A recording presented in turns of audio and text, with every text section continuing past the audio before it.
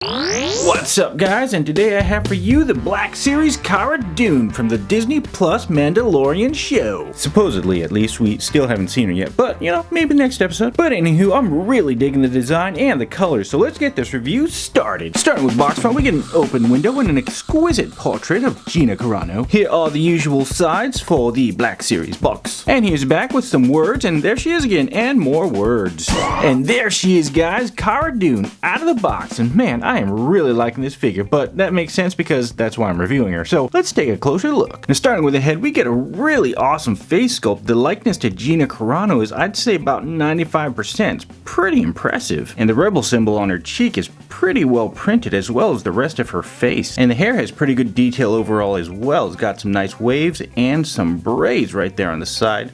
Nice waves on the top as well. And it's pretty soft overall. Little squish. Squish, squish, squish. And moving into the body, we get an awesome design. I'm really digging the armor and everything. Kudos to the Mandalorian concept art team and to Hasbro for accurately portraying it and sculpting it into figure form. The cloth-like weave on the chest looks great, and I'm really digging this teal blue color. And you got some little battle damage scratches, as you can see right there, both on the shoulders. And it continues on to the back, more of that weave. Little less damage, a little right there, but still looking good. And her arm looks great as well. Got a little detail sculpting on her sleeve up there. Nice skin tone. More of that teal blue on her forearm armor, looking pretty good. Got a little tattoo on this arm right here. Goes all the way around, as you can see. Pretty cleanly applied as well. And more of that teal blue on her other forearm. Good hands too. And moving further down, we get an awesome belt. I'm really digging all the details they added to it. Although the paint application could be a little cleaner, it's not that bad. And overall, it just looks great with the details. And you got a little blaster holster here with a nice strap that can actually pop loose, just like so. Nice and soft as well. And this belt is not a free-flowing belt. It's actually supported and anchored right down here, as you can see, so the belt does not go up and down, which is great. And moving on down to the legs, she has some powerful looking thighs, really well sculpted as well. Looks like if she kicked you in the face, your head would just explode from, like, I don't know, the Gina Carano effect. And her boots are pretty well sculpted as well. Pretty simple sculpting, but very clean. And I don't know what these are. Maybe there's some disintegration rifle ammo or something.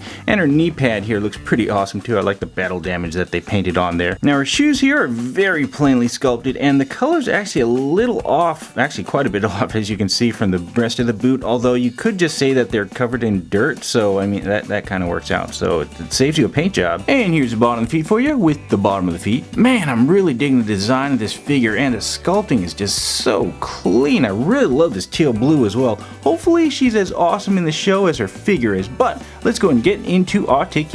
Her head is double jointed, just like the Mandalorian, at the bottom of her chin and the lower neck there, giving her a nice ball joint range of motion, although she gets blocked by the little collar here, so she can only go that far that side, that far that side, that far back, and that far forward, but her head does spin in a swiggle. And her arm cannot rotate in a circle. It can only go that far forward, that far back, and that high. It is severely limited by this shoulder armor here, but the shoulder armor looks good, so oh well. She has a single jointed elbow that spins and goes pretty decent up, as well as a hand that spins in a circle and goes flappy dooble. Her other hand's an aiming hand that goes down and up, and her waist is on a ball joint here, giving her pretty decent range of motion, that far back, that far forward, this far to this side, that far to that side, and it can rotate to the full right, but as you can see, it starts to kind of bend the plastic. I mean, you can do it if you want. You see that it'll pop because it kind of extended the plastic.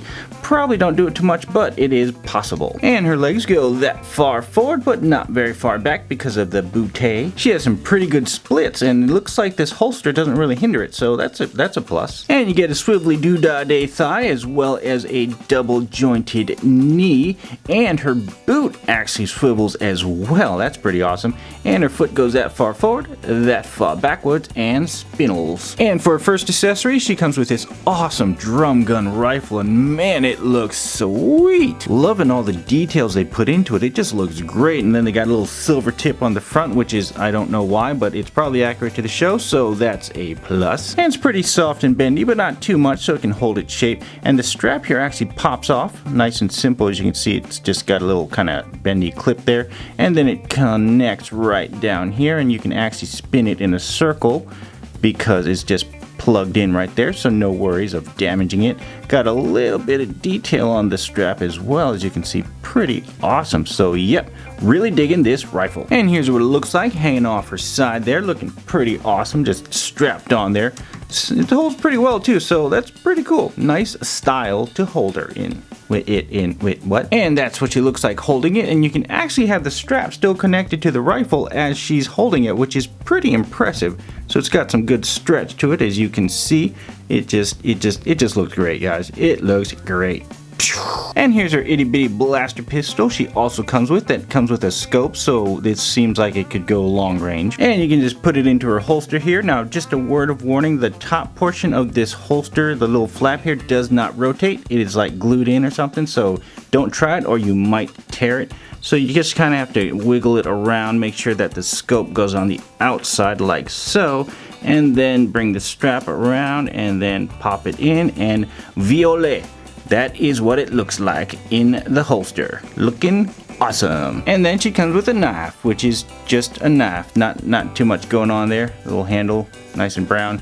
Not very pointy, so you can't really hurt yourself. It's probably a choking hazard though, so you might choke on it, so that's a hazard. And you can actually slip the knife right into her left boot right here. If you look there's a tiny little slot right there that is a perfect slot for the knife, and goes wing, and there you go. Stays in her boot. And here she is wielding her pistol blaster as well as her knife, with her nice machine rifle thingamajiggy strapped to her back. She kind of reminds me of the heavy infantry Mandalorian, except, you know, she's not a Mandalorian, or maybe she is. Who knows? We'll just have to wait and see. And for some comparisons, here she is next to her fellow Star Wars Black Series counterparts. And here she is next to some Marvelous Legends. And finally, here she is next to some Olafs and Stormtroopers. Frozen 2 was awesome, by the way. Olaf was woke AF. Well, guys, final verdict is this is one killer figure. I love her details, design, and colors, and I can't wait to see her in the show. Now, one thing I really want to see Hasbro make is his ship, like, you know, in the vintage series, you know, or Black Series, but if it's Black Series it might be a little bit too expensive for me. But either way, as long as we get a ship, I'll be happy, even if I have to just look at the pictures of it. Anywho, dudes, thanks for joining me on another review as always, and if you follow me on my Instagram, you'll know that it's now time to play on my newly acquired PS4 with the pre-Black Friday sale, so yeehaw! Alright, peace.